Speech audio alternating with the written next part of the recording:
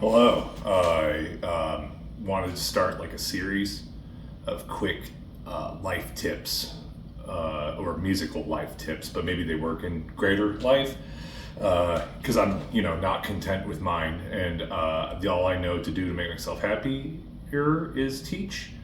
So I thought I will maybe grow content by creating content. Seems to be modern problems need modern solutions kind of thing, but yeah, it probably won't work. But anyway, something I think a lot about when playing bass is I've practiced, my entire life doing the most optimal technique, and even there was not a suboptimal technique of going from 4 to 4 as a shift. It's really not efficient as a bass player to do that. So you're gonna go is what we're taught to do. Shift to 1. I was a little sharp there, but that's as high as I want to go in that line. I wasn't feeling that note. So why not do a 4/4 shift? You know what I mean? And then you get that really nice gliss sound in there. So it's like we're taught as bass players our entire life, no 4/4 shifts. Just like we're taught rules of grammar of English our entire life. But then when it comes to speaking, you're not thinking about like the past participle of a sentence or the subject and the predicate or the spelling of a word. Like you have no idea that when I say the word neighbor right now that I would misspell it, or why the fuck there's a W in the word answer. It's just an impractical thing built on the bones of our ancestors.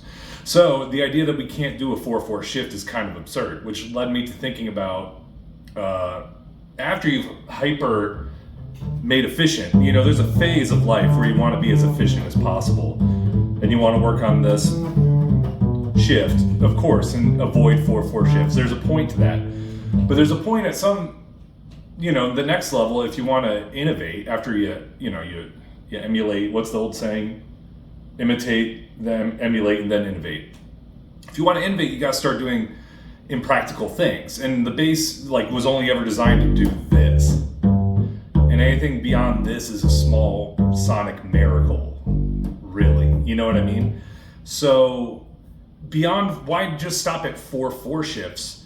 Why not take it to the utter extreme and do something I haven't really seen anybody do, which is just entire scales on your thumb.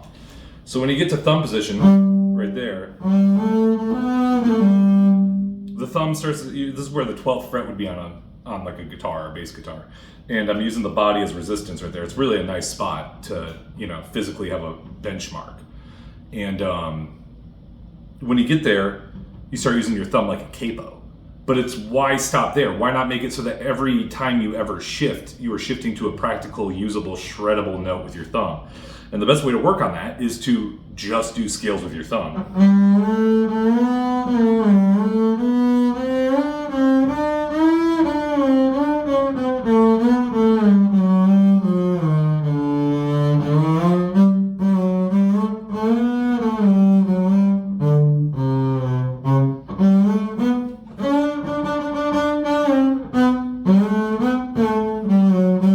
So that turned and quickly from scales and practice into performance of a melody.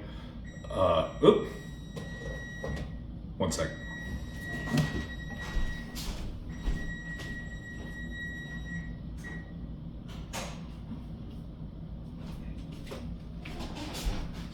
Yeah. Anywho's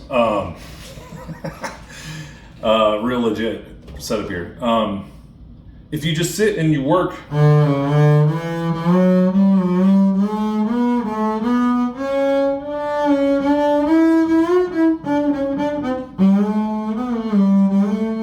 On the most impractical thing possible, everything else is going to be way easier. It's like training with weighted clothing on, like Goku and Piccolo in Dragon Ball Z or something. And then I found ultimately that I get it's more like a vocal cord that way, because you're, expanding, constricting one string, which is a lot like how a vocal cord works. And so you're going to end up with a more vocal-like quality to your sense of melody instead of doing these horizontal crossings.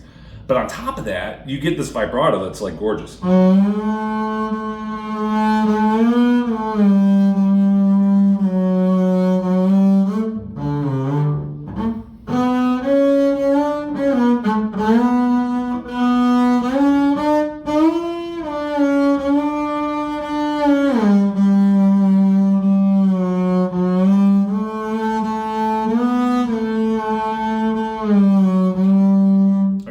is not doing very good.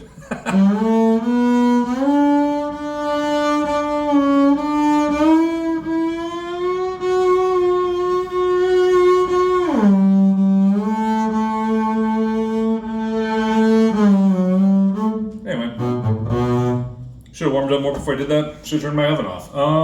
Yeah, so that's my daily tip for today. I guess a more life-affirming tip would be, I think about something Zach Kennedy told me once about Elvin Jones, is that he used to fake smile till it became a real smile. And I think about that a lot. So maybe try that. I don't know, fake it till you make it. Thanks, goodbye.